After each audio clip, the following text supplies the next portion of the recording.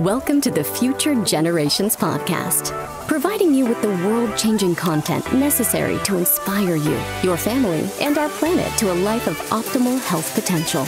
We'll help you make the choices that powerfully influence the lives you bring into this world. It's time to strengthen our resolve to do better now and for our future generations. With your host, Dr. Stanton Hom. Okay, welcome to the Future Generations Podcast. I'm your host, Dr. Stanton Hom. This is a very exciting episode. This person is a, whatever label we want to call it, doctor, healer, naturopath, naturopathic doctor, whatever we use as labels. However, I view her as a unique authority in healing in that she has a unique ability to take everything that's happening in the world today and actually kind of transmute it into a very spiritual, a very energetic, a very, in my opinion, essential way to navigate in today's world. I have with me Dr. Cassie Huckaby. Dr. Cassie, I would love for you to introduce yourself to our audience so they get to know you both personally and professionally. Absolutely. So yes, labels, if we're going to use labels, naturopathic doctor, studied medicine, but mostly just a human trying to live life and show my beliefs and the wisdom I've gained through my life experience, and trying to live it out and show through example what's possible for humans, what's possible in medicine, what's possible in healing. So went to naturopathic medical school, started out going the traditional route, and then had a complete life-changing event with my own health.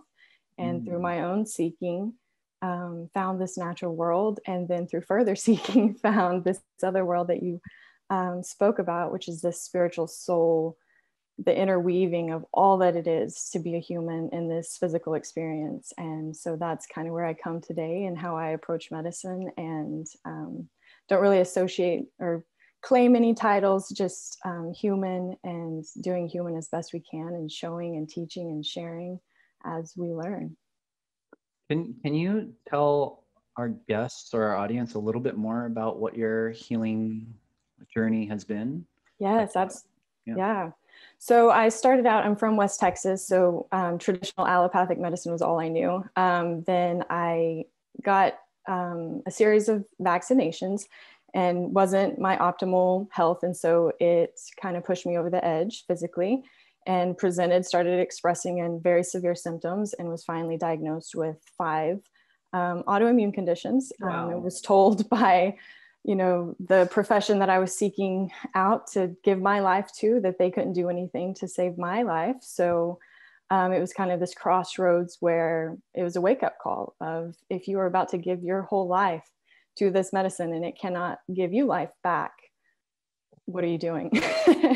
And so it kind of pushed me into a corner where I had to open up my perspective, open up my capacity to receive other types of information, other modalities of healing, and open my mind to potentials that weren't laid out before me, that they're, according to what I knew, the odds were stacked against me. You couldn't do any of these things. And I was young, I was in my 20s, and it just wasn't good enough for me. So I actually had a moment in a coffee shop, just overhearing the chatter in the coffee shop, and heard about a voodoo doctor there in the town that I was from doing witchcraft and, quote unquote, curing people and all of this crazy stuff. And I was just at a point where I was available for that information. And so out of curiosity, I went to an integrative clinic ran by an MD there in Lubbock, Texas. And he worked with a naturopathic doctor. And then I got exposed to the world of naturopathic medicine, and it felt like breathing for the first time. And I had done all of the rounds in the traditional hospital settings and left sad most of the time. And this other let me breathe and gave me hope and sparked something in me that said, maybe. Like, we can't prove it, but maybe, because if there's one person that's done it, then that means maybe I could too.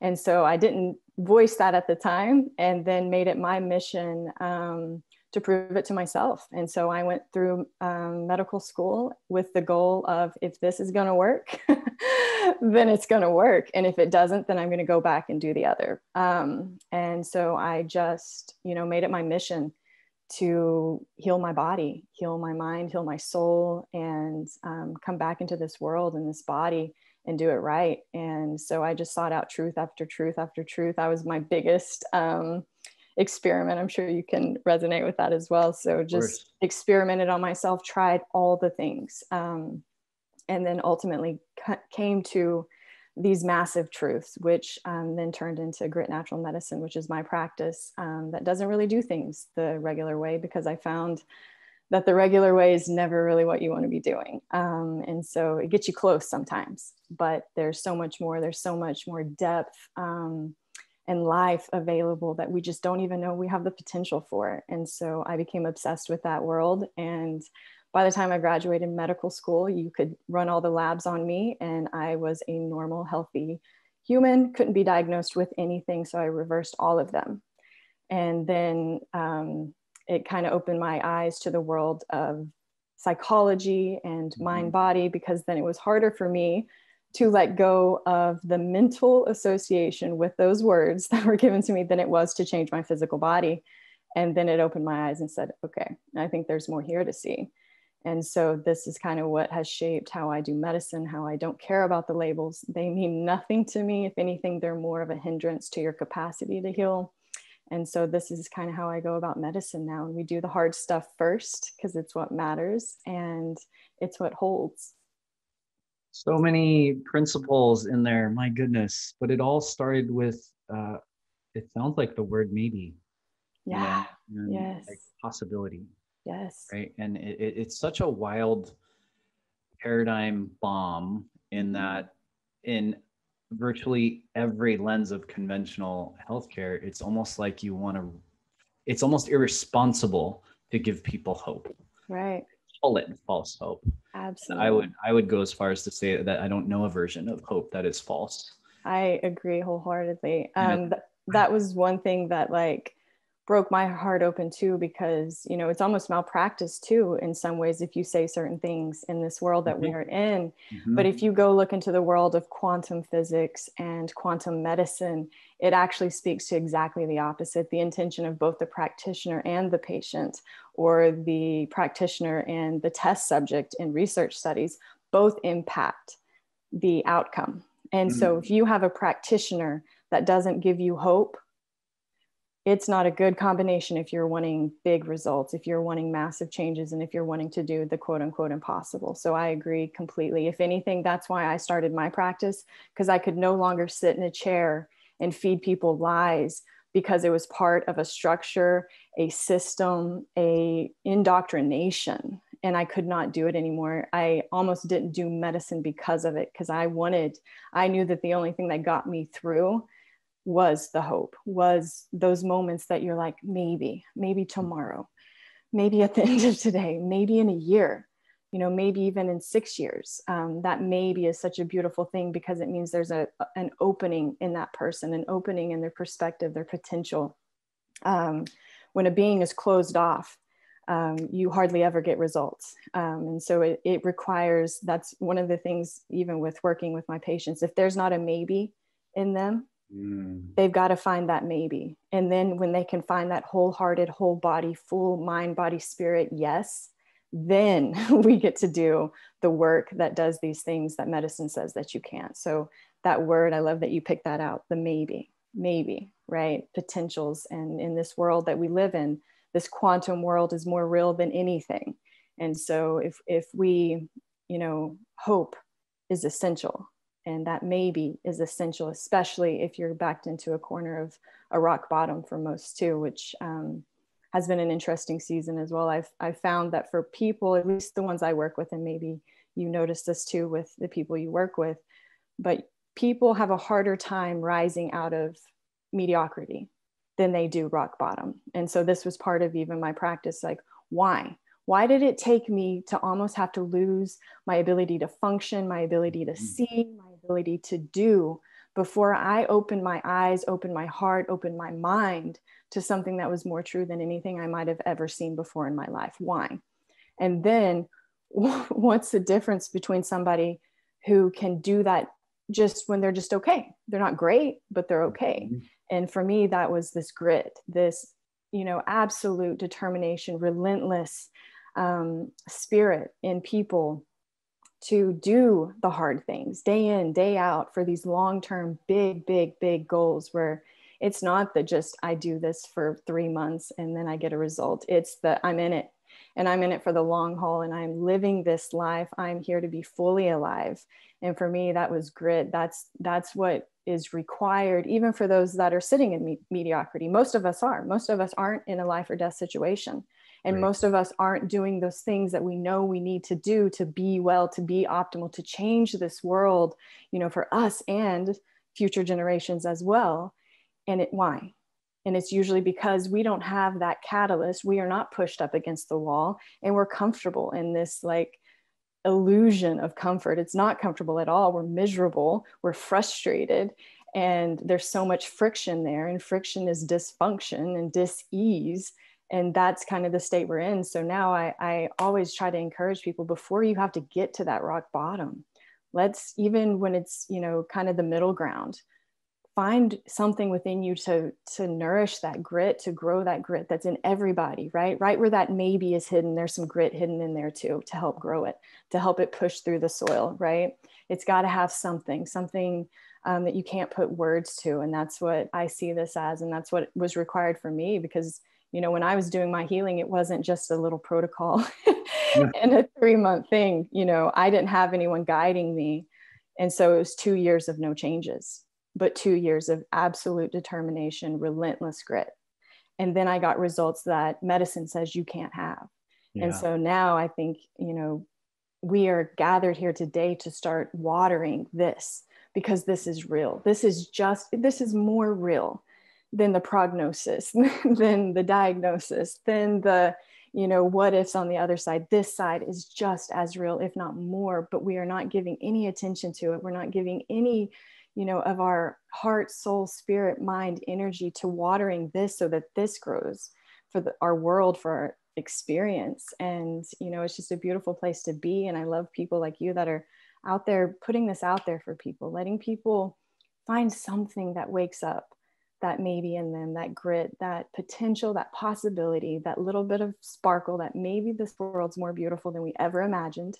Even now, even 2020, even 2021, it's all here, all right now, waiting for us to choose it. And so hopefully, if they're listening to this right now, choose it. You have this moment, you can choose it. You don't have to wait. You don't have to wait a week. You don't have to wait a month. You don't have to wait to get a diagnosis. If you're kind of in that middle ground, you are on the most fertile soil. Don't wait until it's that rock bottom, 12 diagnoses, 6 different medications to say, you know what, I want to start living. And I think that's one of the things that let's do it now. Let's make medicine obsolete. Let's just live in a way, that's my favorite thing. Your life is your medicine. And if we understood this, we would live in such a way that we would nourish each other. We would hold each other. There's something within you that I need, and there's something within me that you need, and I can't get it anywhere else but you, and you can't get it anywhere else but me. And if we were all living our fullest potential, we would be, mega dosed on the most powerful, potent medicine out there. But we're so diluted that the world's not getting what we have to offer, because we've diluted it. We need full potency. We need mega dosing right now of individuality, sovereignty, just self-saturation, so unique, so individual, right? Every human being is so beautifully unique, and we just need it amplified. We need to turn up the volume to 1 million and, fill the world with that, because that's what we're here. That's what's available. And that's what, the next generation, the generation after that, can you imagine a world that's fully turned on, fully alive, full of completely unique, individual, amazing human beings living their full potential, thinking more about what is possible than what's impossible, thinking more about what is beautiful than what is ugly, thinking more about where we can go than where we've been. And for me, that's exciting. And it's exciting to be here with other like minds, so that we can grow this in all people. So everybody, just take a moment and breathe that in. Take 3 deep breaths and really just feel the depthness to the message. A question I ask every person that I interview is because I just have this deep yearning to know, like, what catalyzes, you know, is there a cathartic moment that actually just shifts the worlds for you? And you did share, you know, vaccine injury, 5 autoimmune conditions, finding, you know, this miraculous conversation in a coffee house that you're available for.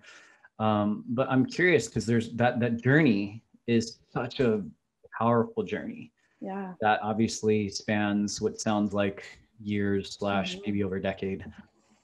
But to get to here and now in what you just expressed and verbalized, is there one particular catalyst, one particular inspiration that led you to where you are today?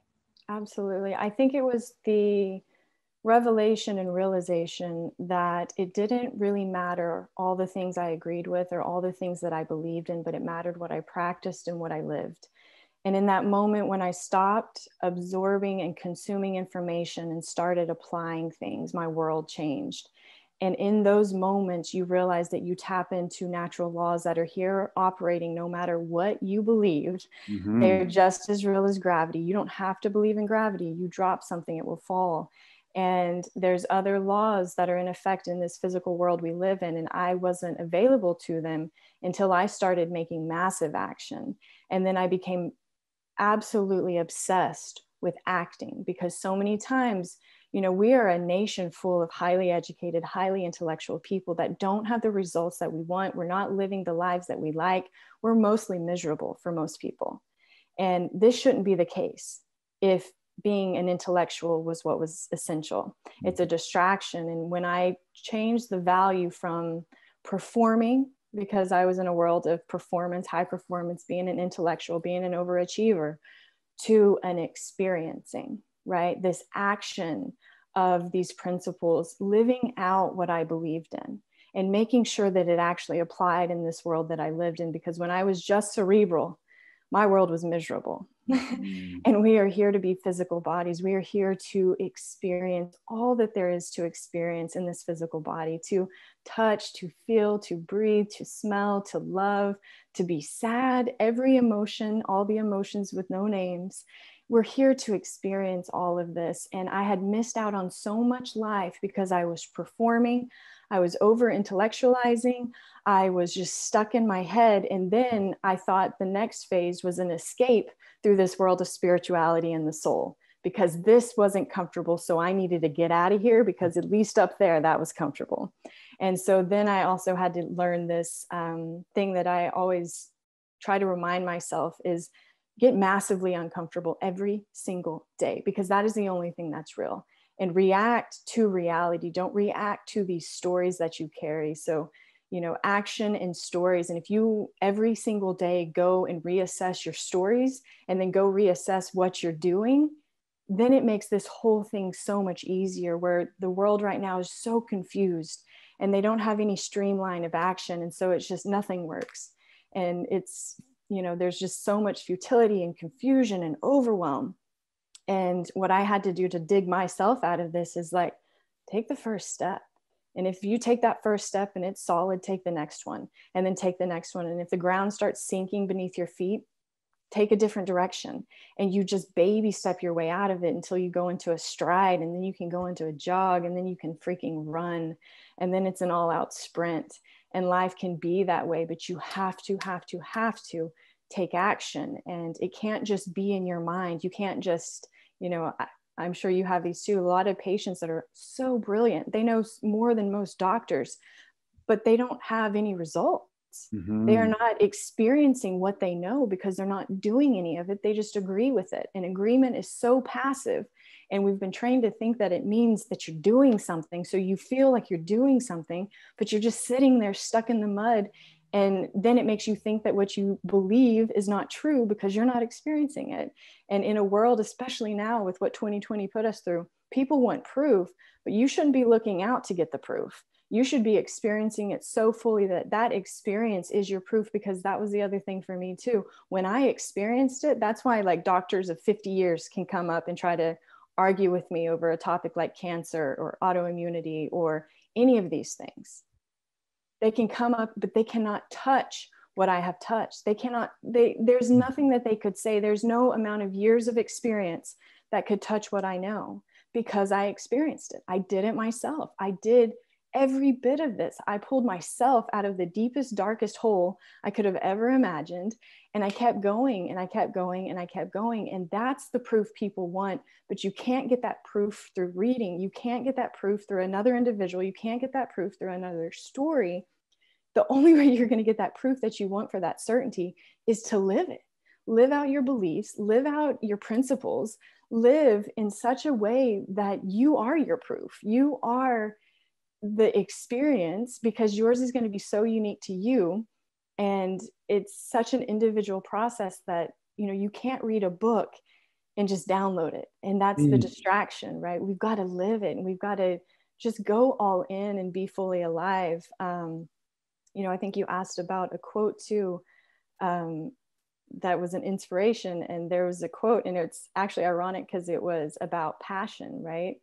And when I was writing my purpose statement for allopathic medical school, I was writing a purpose statement, and I talked about passion.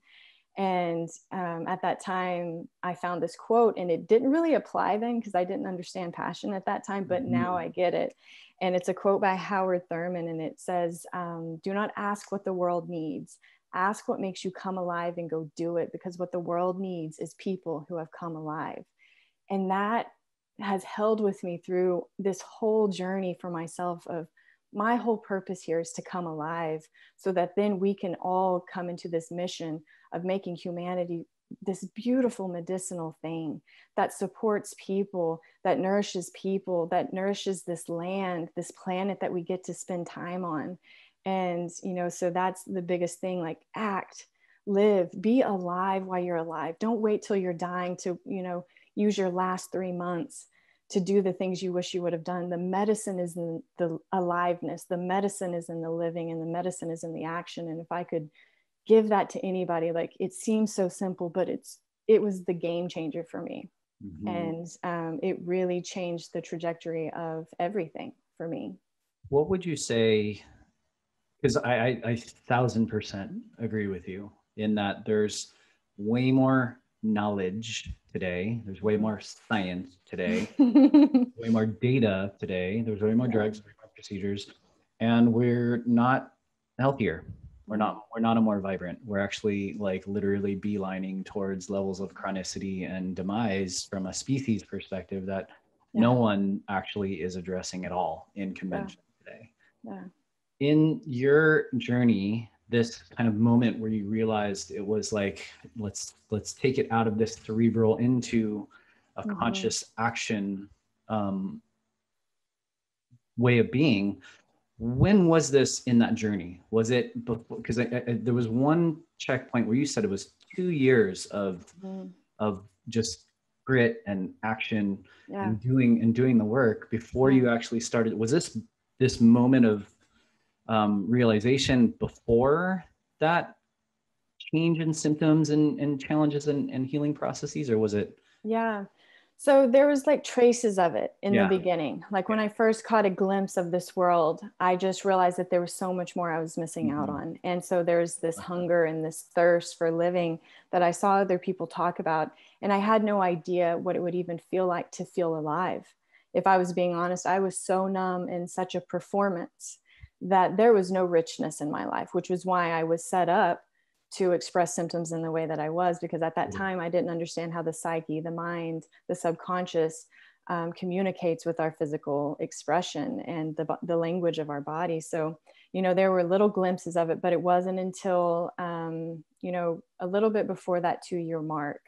Because when you do work and you do it and you do it and you do it and things don't change, it does, you know, it's hard to wake up and keep doing it. And it's hard to go see other people living life and eating pizzas and drinking alcohol and partying.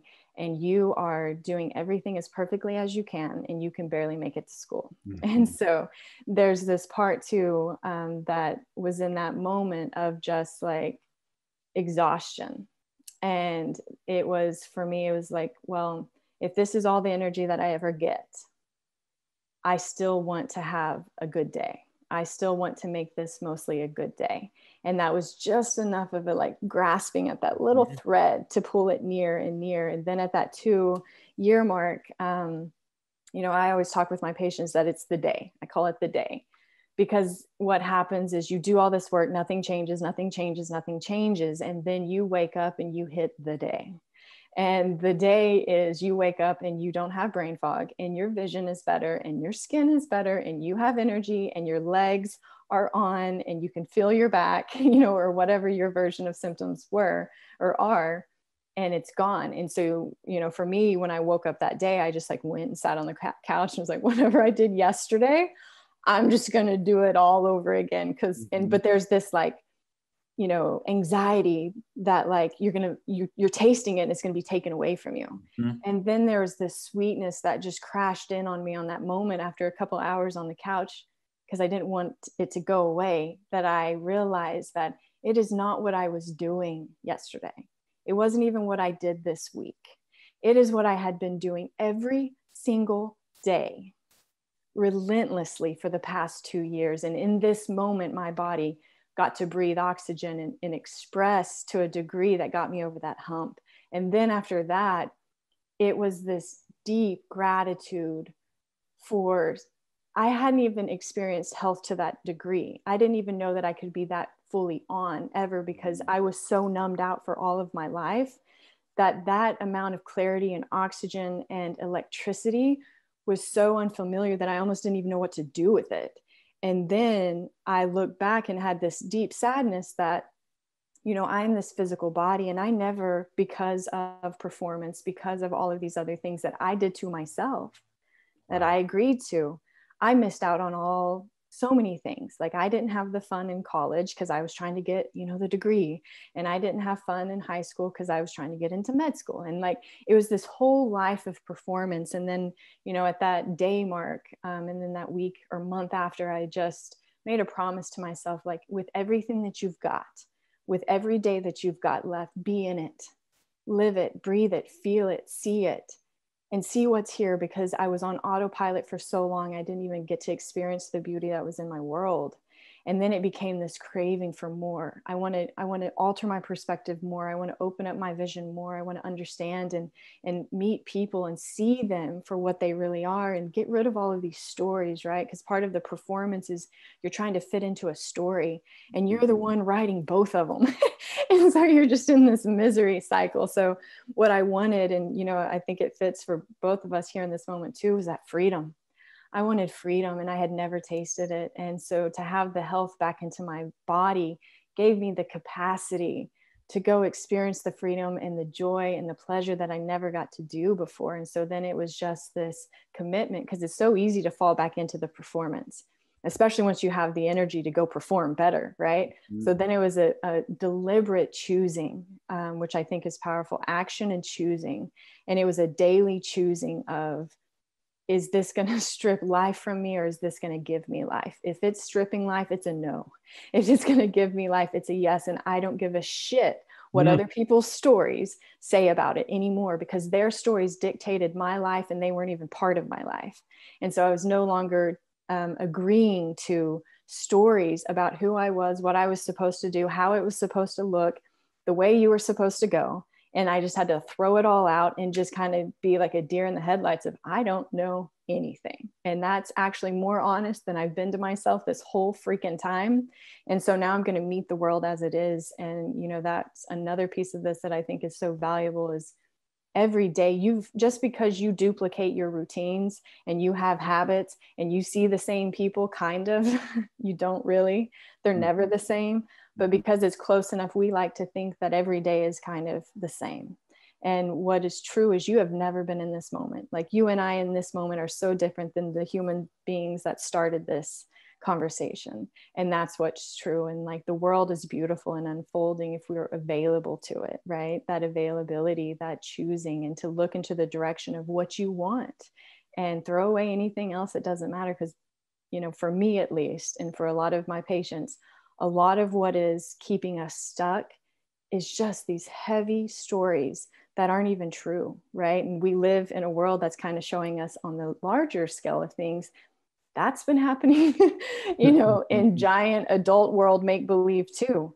And so it's not that it's a flaw in the individual, it's just the world that we live in. And now when it's our obligation, it's our, opportunity really to start seeing through all of this and looking through our own, cosmic junk and cleaning out our own closets and living fully with the humans around us first.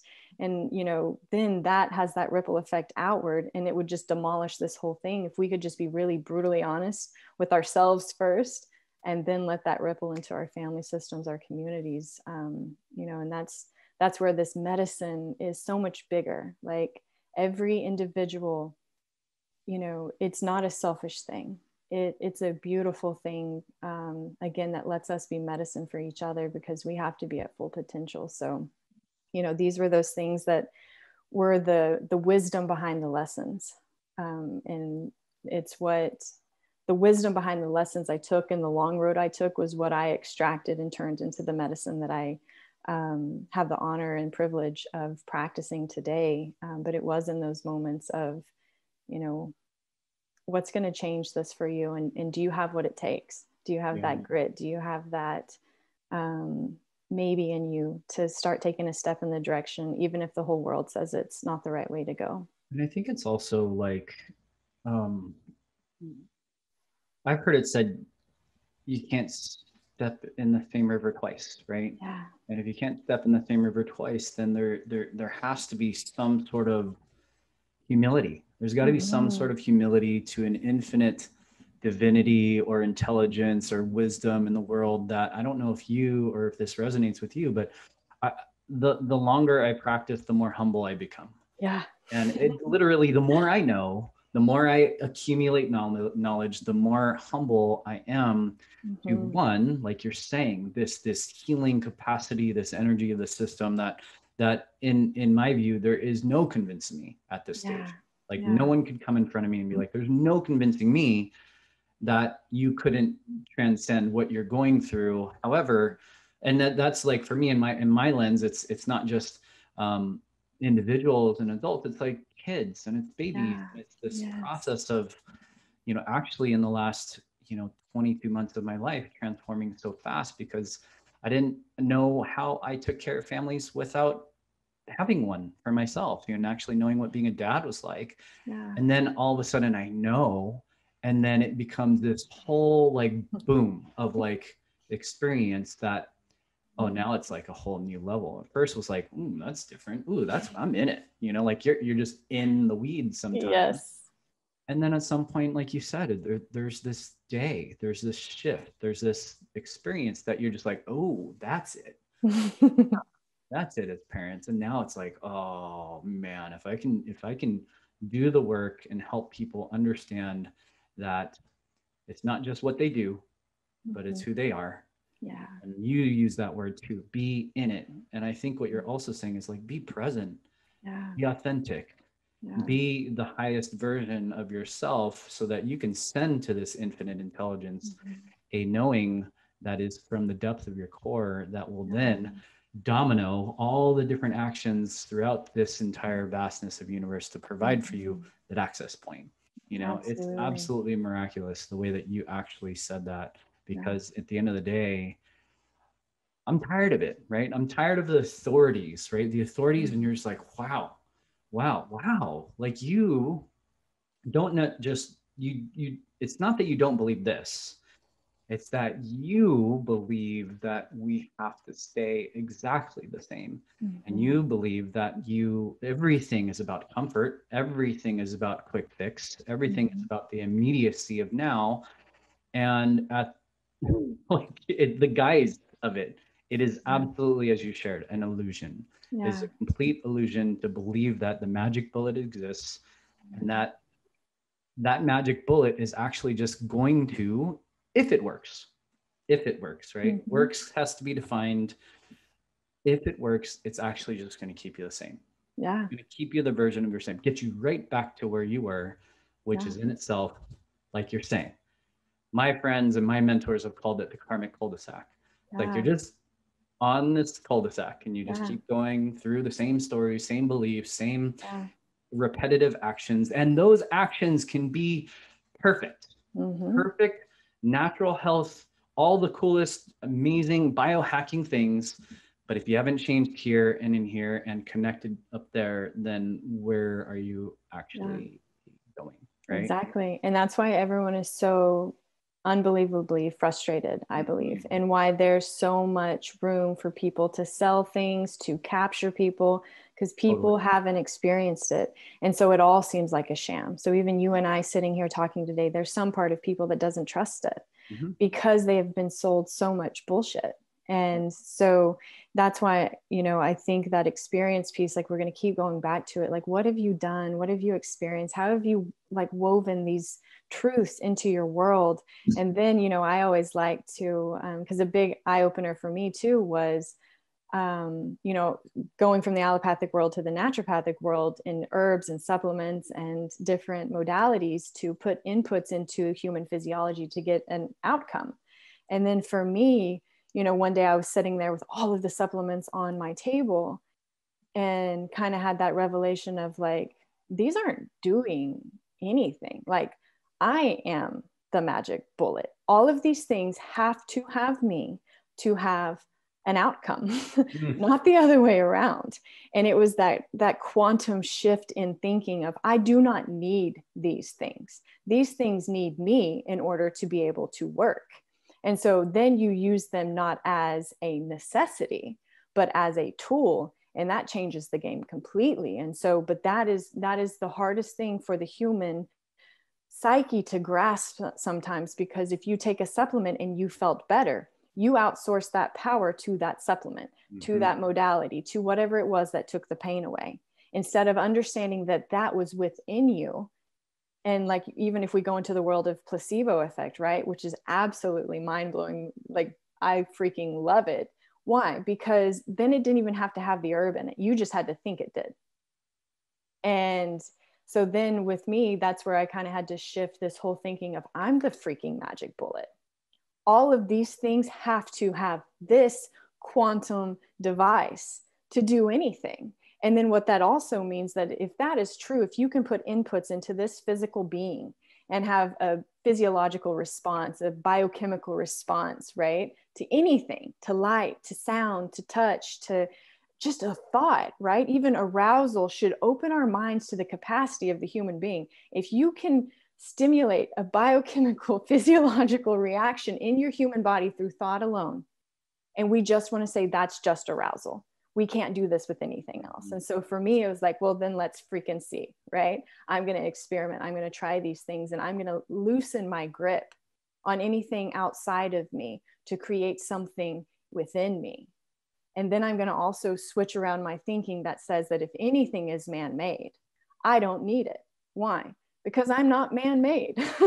I am human. I am, you know, man, woman, but I'm not man-made. So the thinking that there is something that I would require that only comes at the hand of man made no sense to me once you start getting on this level of thinking, right? Get out of that cul-de-sac. You got to freaking find your way out, even if you have to jump over a wall. And it's a lot of work. It's a lot of opening. It's a lot of like availability that has to be present to even open your mind to this thinking. And as you know, like this is scientific, like there are scientific studies on this. Just because they're not in mainstream media doesn't mean they don't exist. And so, but we're not giving any acknowledgement to these. Even if you look at a lot of research studies, I quit reading research studies to try to find out what they were looking for. And I started looking at them for little glimpses of like the stuff that screwed up the research study, or the things that they forgot to control for, or how the human mind interrupted it or disrupted it. And those were the things I started gathering of like, this is giving us a glimpse of this untapped human potential that we all have within us right now. Like, and all we have to do is decide and use and utilize and nourish and enhance. And we're just sitting on it, downloading a story because somebody else told us we could, or told us you can do it, but up until this point, right? And that's why I got rid of like diagnoses altogether. I was like, that is the biggest pile of bullshit I have ever, like, it doesn't make any sense when you just get really simple with it. Like, you can heal all the way up to here, but anything past this line is impossible. I'm so sorry. Why? Has one person done it? Has one animal done it? Has one cell in a cell culture anywhere on this planet done it? Then we can.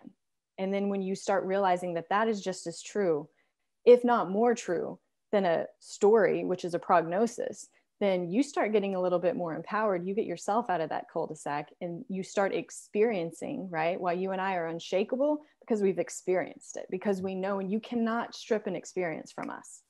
You can't change a belief system and change the way I experienced healing my body. I'm sorry. You could change, come up with a new leader, a new guru, a new, religion. It wouldn't touch me, because what I've experienced is what I've experienced, and that shapes my reality. That shapes my future experiences. That shapes how I see and perceive and experience my world. And that's why two people, and I'm sure you experience this too, like people within our communities are experiencing such a different reality than people, that are in a different type of community, a different medical model, a different why.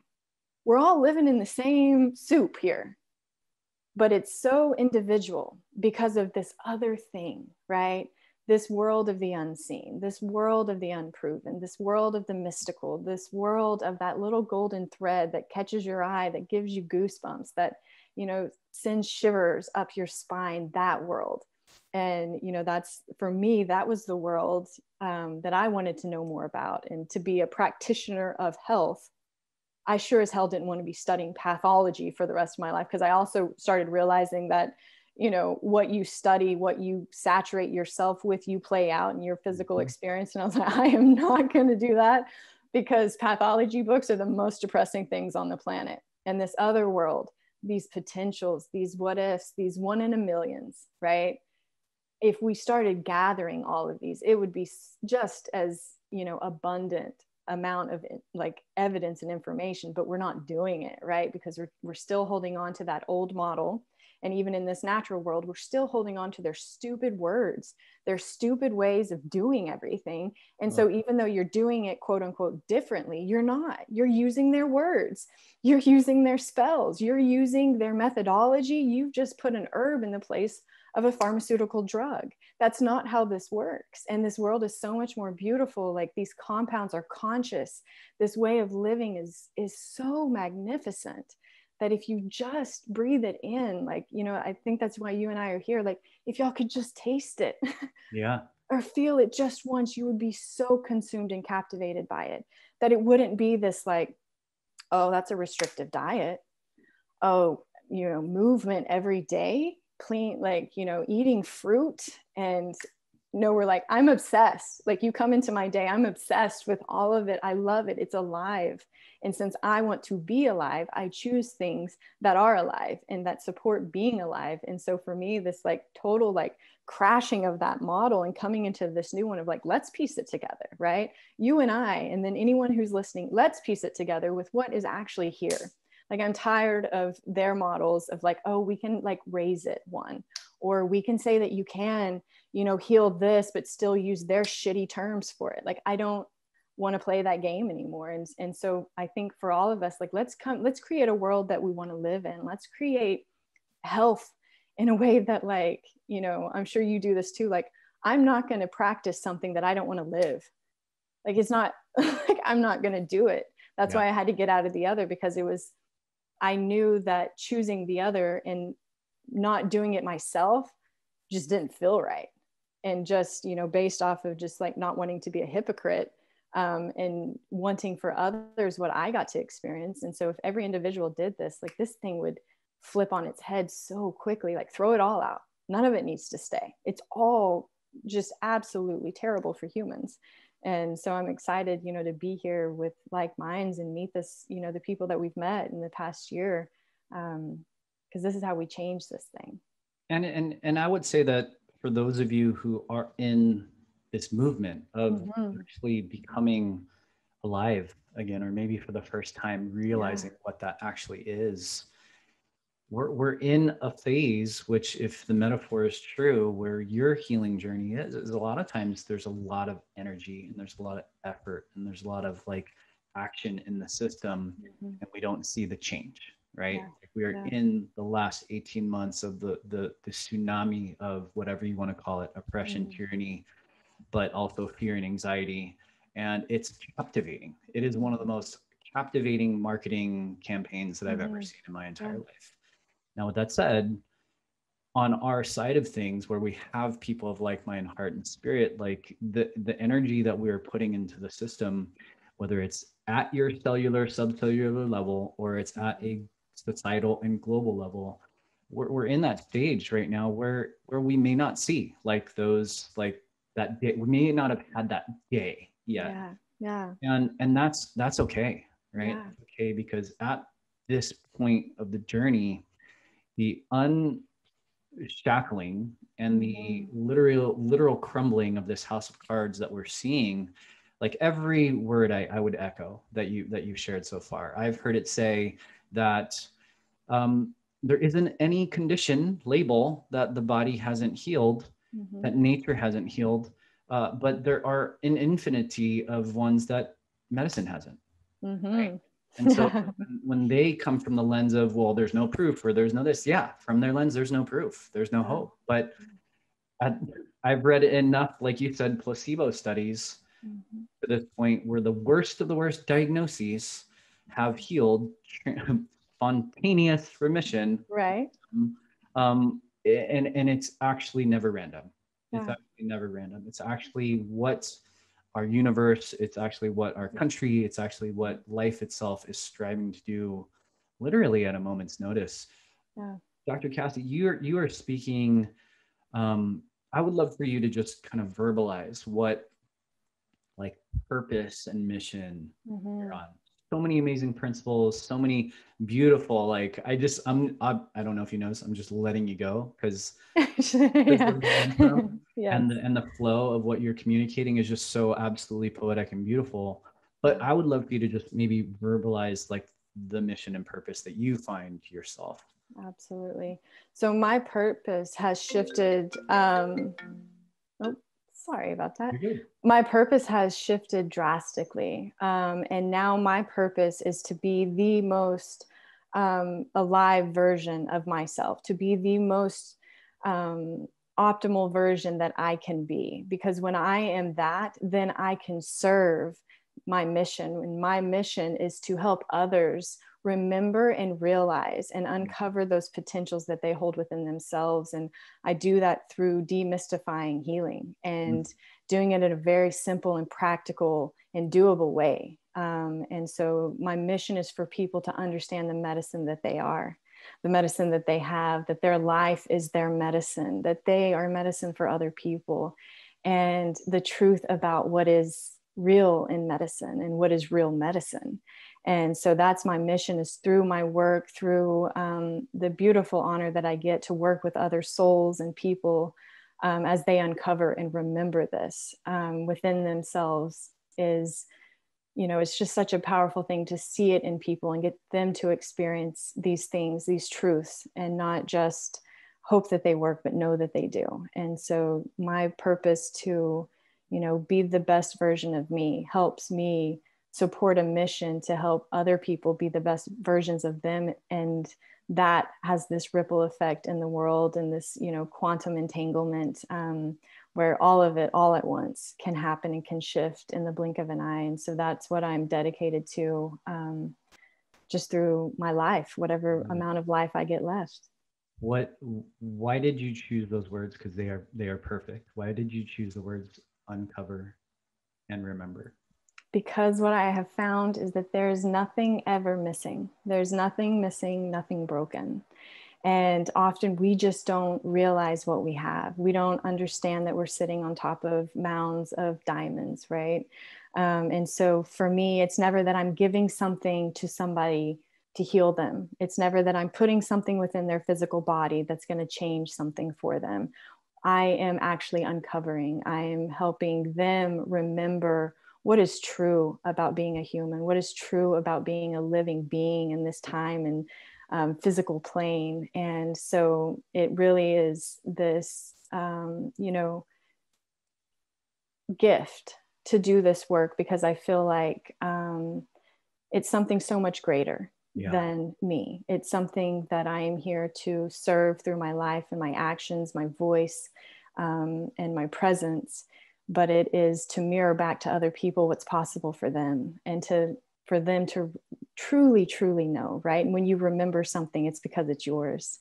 And we come into this world as children, completely perfect, absolute, unrepeatable miracles. And that's true no matter how many age or years you've accumulated, or whatever you want to say with regards to time. We are perfection at all times. And it's just literally this remembering, this reclaiming, and this uncovering of what is true, and the stripping away of all that's not. In my lens, you know, I've worked in prenatal and pediatric chiropractic care for 11 years. It's been probably my deep passion.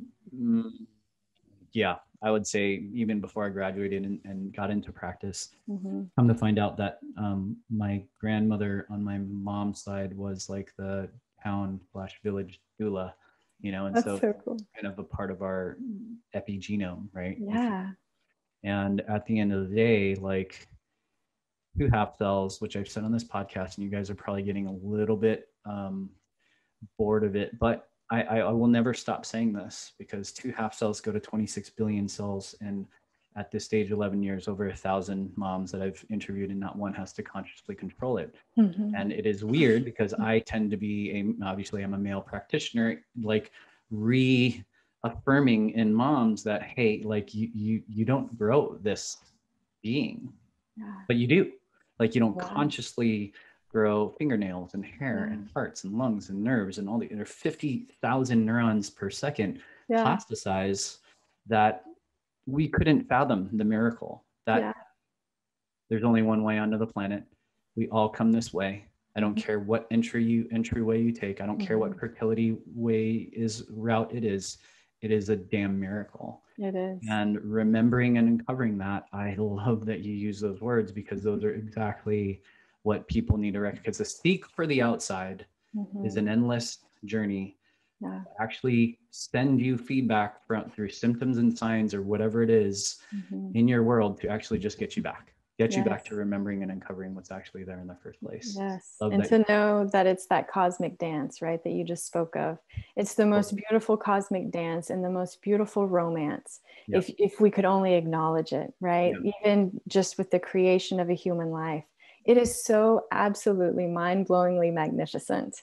And we take it for granted for the most part. It's a very common thing. And there's so many things within the human body, within just everything that is required to even make a symptom, that is absolute divine perfection. And we are so fortunate, you know, every breath is a miracle. Every moment that we get here is a miracle. And it's this beautiful, beautiful, you know, cosmic dance that's here dancing, just waiting for us, you know, to lock eyes with it. And I want people to know that the words that we use, beautiful, perfection, magnificence, intelligence, those aren't a pie in the sky, airy fairy, rainbows and puppy dogs perspective. Those are fucking hard sometimes. Those are like pain, literal trauma. Those are literally the worst things that have ever happened to you, that shove you to the depths of your pit of despair sometimes, that you don't know the way out. But sometimes it is there at the same time, with all the brilliance of the universe to enliven in you this uncovering and remembering. Absolutely. Can you tell me a little bit more? You've said this in different ways so far, but I would love for you to just future pace the world for me. When people realize like this miraculous, magnificent nature of who we are and who essentially life itself is, what does that world look like to you? Yeah, I love that. I think, you know, just from the perspective of medicine, which will, you know, ripple out, of course, is this unshakable nature in people, where we can't be manipulated, we can't be controlled, because we are so fully alive and aware and wild, right? To go back to that wild nature and just the power that you see even in wild animals. Like, they're not looking to anybody else, to a structure, to a system. They are there, taking life as it comes, as it is, moment by moment, fully there. Like, when they rest, they're fully at rest.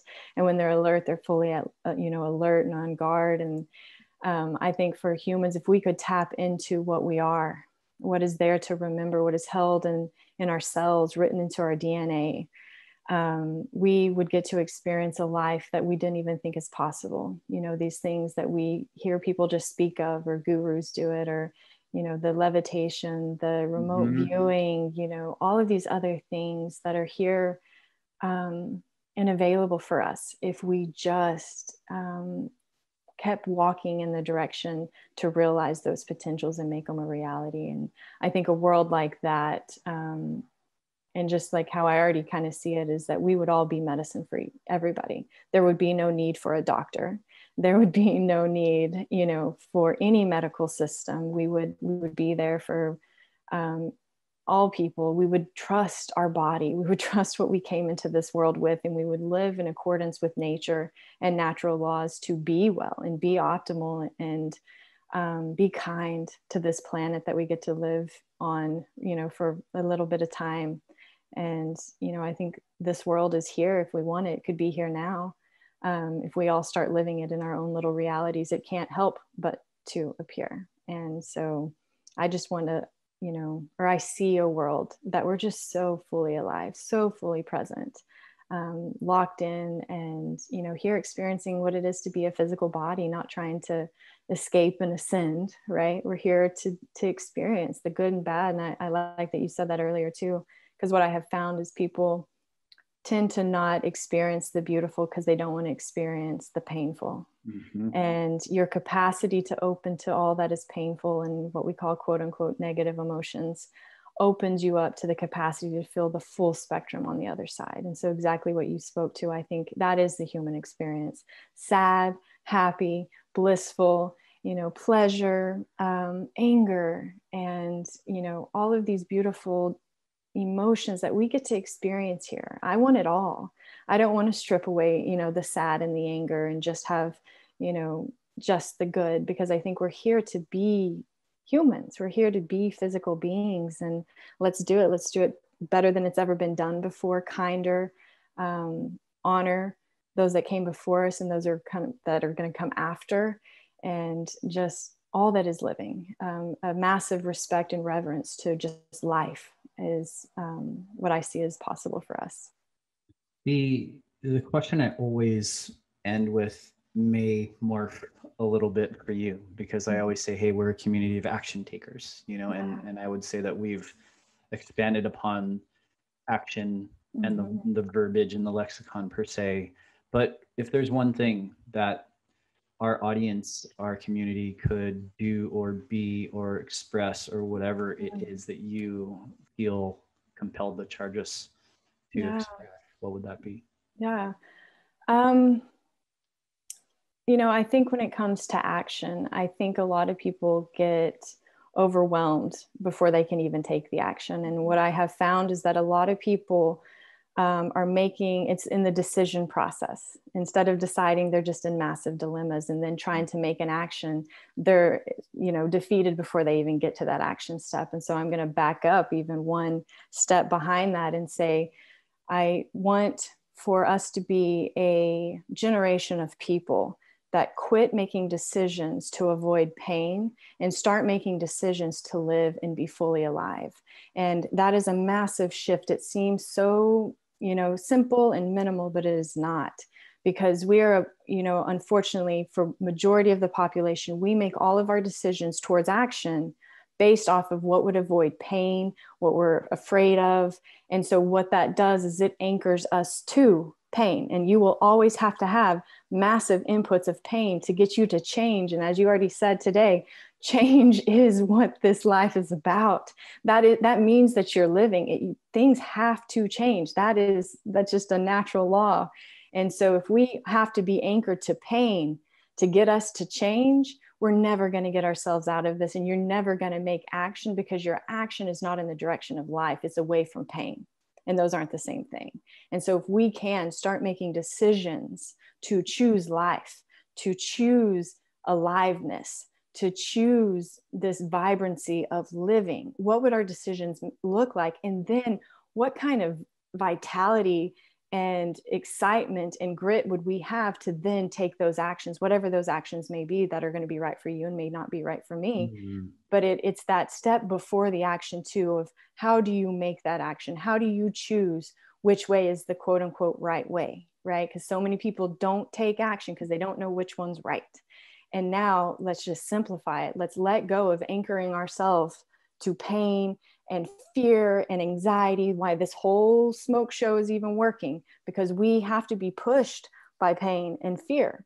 What if we start taking massive steps towards what is alive, towards what is good, towards what is living? I think that then our actions would represent something so much more magnificent if that was how we went about it. And then no matter what action you took, you knew that it was funneling into something beautiful, something powerful, something so fully alive. And if it's supporting life and living, then it's good, it's beautiful, it's worthy of your life. And so, you know, that's what I would offer, because that's what I found allowed myself to take massive action. I appreciate you saying that, because it is so wild to think that it is that simple, right? That most of what has happened virtually since the dawn of man, or maybe since the implementation of maybe the conventional medical mafia mentality. That's just me, you know, maybe it's since then, who knows if it was before. Yeah. But it's making decisions and taking action to avoid problems and pain and the negative aspects of the world. The darkness in the world is one thing, right? That's one strategy. Yeah. But the other strategy that you're affording us is life itself, is this brilliance, this infinity, and this like magic in some respects. Like we don't even know the magic that we are. And you're talking about, you know, the future cast of the world is like levitation, telepathy, all these amazing like aspects, which we know is more than likely our makeup, right? Yes. But small movements towards life itself, because I've been asked this interesting question where people are like, how are you so brave? I'm like, I don't think it doesn't come to me about being brave, about resisting masks in my office or whatever, right? Mm-hmm. It actually was more of logic and rationality. And I think you verbalized it perfectly, where I've done enough life-giving things in my world to recognize that when that whatever, fear, tsunami, whatever, that was smoke show, amazing words, by the way, come toward us, it's so repulsive. It's like, boom, like there is actually no way that I could participate in this smoke show because of how much life I've given myself. And so at the end of the day,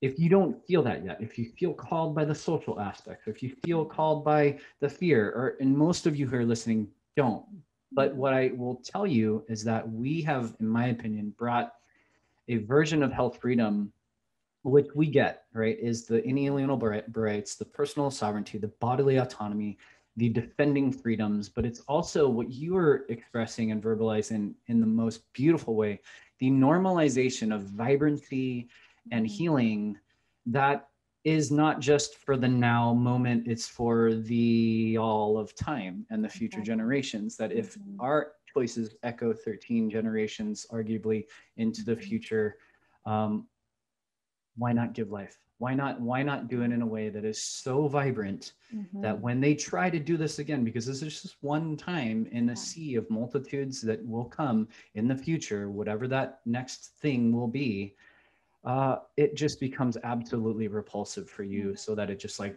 there's no way that I could participate. I love that you shared that. It's such a beautiful way to express it, because if you move towards life, invariably, anything that just literally either shackles or destroys or demonizes is just not tolerable. It's not something that you could even move forward with. Yeah. And I love that you mentioned bravery, you know, because for me, what it is really, for how I see things right now, is like the courage to live, you know, the courage to be honest, the courage to look through your stuff and how you might be impacting the whole, you know, this massive, you know, responsibility.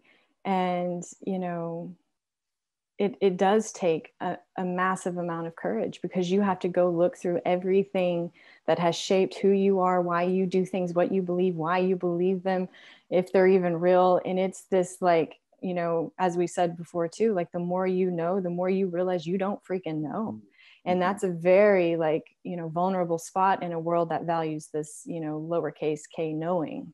And so it really is like, have the courage to live and to be true and to be honest, because it requires courage, right? It requires that, you know, doing things in the face of, you know, not knowing is massive amounts of courage. And that's what's being asked of us now. Is there is no rule book for this. There's no blueprint for this, but what it's going to have to, you know, it requires those of us that are willing to do the work to be the proof for others. Those of us that are willing to take a stand for what is true, so that others have the chance and the opportunity to maybe catch a whisper of it in a coffee shop, right?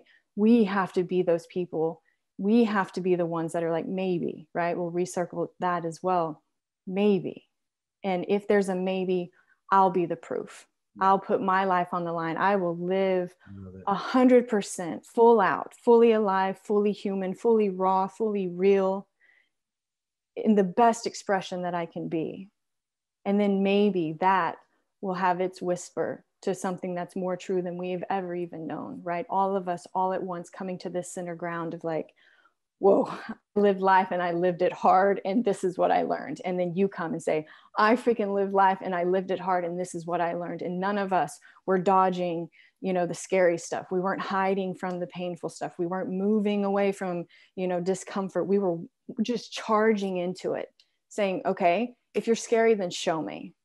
If I am weak, then prove it, right? Instead of prove to me that I can heal, prove to me that I can't. And then that's what's going to start changing. That's, you know, that's what I see this time for, is not to go say, show me how it was done, but us rising up and saying, we'll show you.